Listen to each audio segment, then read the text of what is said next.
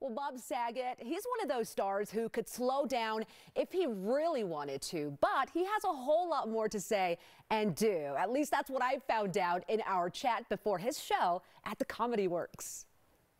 OMG, everyone, it's America's favorite dad. I'm like on a big high right now because we've got Bob Saget with us. Bob, my goodness, how are you?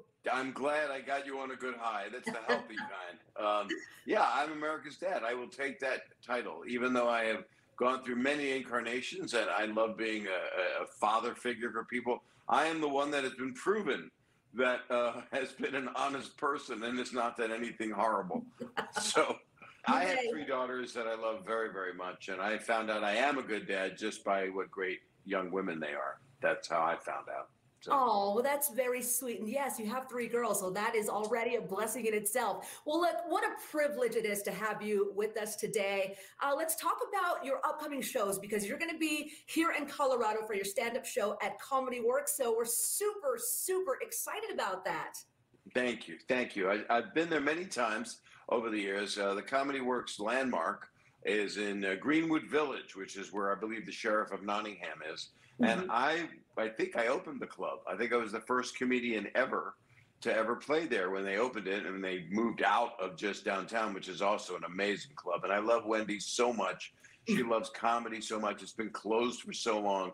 It's so great that I get to go back. And I'm going with my friend Mike Young, who's now headlining on his own right, but we love to tour together. I met him on Entourage when he was a writer there. And so I get to come back. It's going to be really special. I've got 90 minutes of new material. It's been 2 years. I finally got myself out on tour, and I'm not stopping until I shoot a special. And to be able to do that, you want to go to a place where you can really work stuff out. And the audiences, as we know, in Denver are amazing. I was so close to the club that at one point there was no curtain to the restrooms. From the stage, you could see people going to the restrooms. And I said, Wendy, please put a curtain in. And the next week, in seconds, I became the dad of the bathroom walk. So you were able to go and not have other people see you, go through a beautiful red curtain. And I love the audiences there. And once marijuana became legal, I think the audiences loved me even more. And now I want to ask you this next question. The tone of your shows, has it changed a bit now coming back after COVID, or what is that like for you? How do you come up with new material? It's changed a lot. A lot of it has to do with how interactions have changed. I never had airplane material, really. I'm a comedian. We're supposed to have airplane material. But I've been on so many flights where an entire world and nation has been determined on the flight. It's just human nature is what I'm talking about.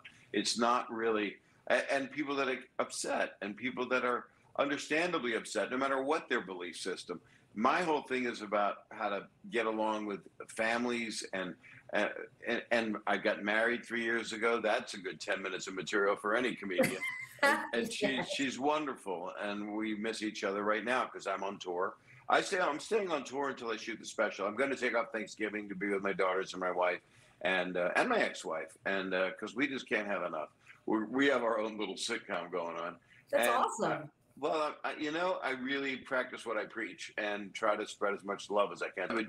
In 2007, I did a special on HBO, and that kind of ruffled a lot of feathers because I was saying all kinds of words people hadn't heard me say if they didn't know I did stand-up 15 years before Full House. Yeah, they didn't know that I was raised by Richard Pryor in the Comedy Store and Robin and all the people, and I was the host there for 8 years. They don't know how would people know? They know you as a character on a show, and now it's a beautiful combination of audiences. So my audience goes from like 18-year-old with a fake ID, pretty much close to death is my audience. But they will be older people that are 95 that want to see comedy, and they know it's a nice person saying it, so I'm not dropping expletives for the heck of it. I do things to make things funny, and a lot of times when you make fun of yourself, it's always good. And if you do stuff that's a little below the belt, it's not done in a lascivious way, it's done in a silly way. So I do silly, I would say it's like a South Park episode, but less political is what I do. That's probably smart. Well, that's awesome. Can't wait to have you here in Colorado, and we can't wait to see you on that stage at Denver Works. Bob, thank you so much for taking time out of your crazy busy schedule to chat. Well, you could see I had so much to do. I had to rearrange a lamp and change some shades. but I want to invite you to the show. And then you'll understand.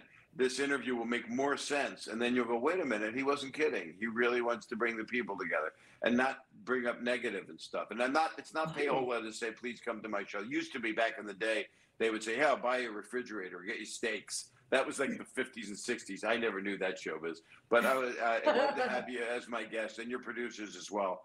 And everybody else that works there.